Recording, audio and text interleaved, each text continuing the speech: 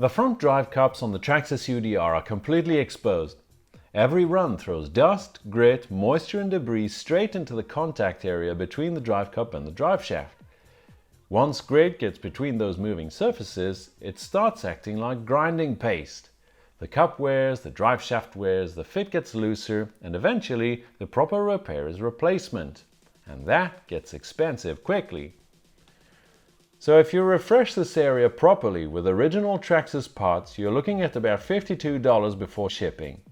And yes, at that point, it is tempting to look at aftermarket parts. You can find drive cups and thicker drive shafts from brands like GPM, and on paper that sounds like the obvious move. Stronger steel, thicker shafts, more durability. The price difference is not that big, however, and the extra mass buys you nothing in terms of performance. So I don't think that addresses the real problem. I have not personally seen UDR front drive shafts bending or snapping under normal use. The issue I keep seeing is not lack of strength, it's exposure. The drive cup is sitting open, right where grit, dust and moisture can get into the working surface and grind it away. So replacing exposed hardened steel with different exposed hardened steel does not fix the root cause, it just resets the wear clock. What I want is not a stronger exposed joint, I want a protected joint. So the real question is simple. Would you rather spend about $52 sooner than later, or spend $7 now to protect the parts before they get chewed up? This is TRX 5129. It is a Traxxas drive shaft rebuild kit originally intended for the Revo and Max CV shafts. The useful part is that the larger boots in this kit happen to fit the UDR front drive cups extremely well. Inside the kit you get 2 large boots, 2 shorter boots, a set of pins you can save for later, and a small tube of grease. For this job we only need the larger boots. The smaller ones will be useful in another video. Now, they don't fit perfectly straight out of the packet. There is one issue.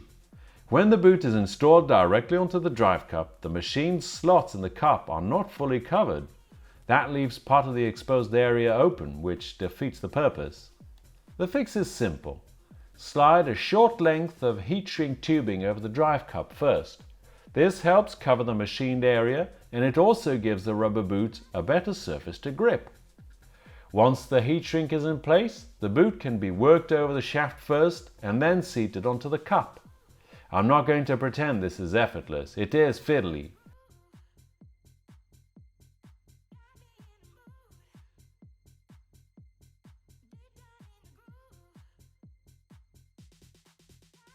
You can use a tiny amount of the supplied grease on the end of the shaft to lubricate the joint, but be careful.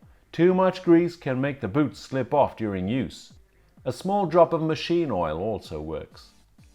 Once fitted correctly, the drive cup is no longer sitting completely exposed to direct grit, dust and moisture.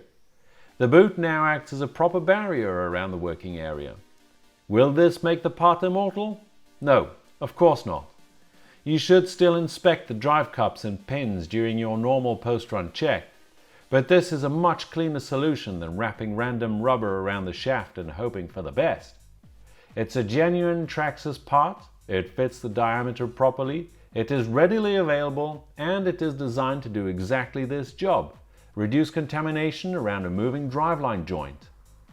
I don't have 30 packs of long-term wear data yet, so I'm not going to claim a precise lifespan increase, but mechanically this makes obvious sense. Less dirt in the joint means less abrasive wear, and for $7, this is exactly the kind of preventative detail that can delay a $52 plus repair bill until much later. If you want the post-run inspection checklist I use to monitor wear like this, you can download it for free at rcworkbench.com. And let me know in the comments, would you keep the original driveline protected like this, or would you replace everything with aftermarket parts once it starts to wear?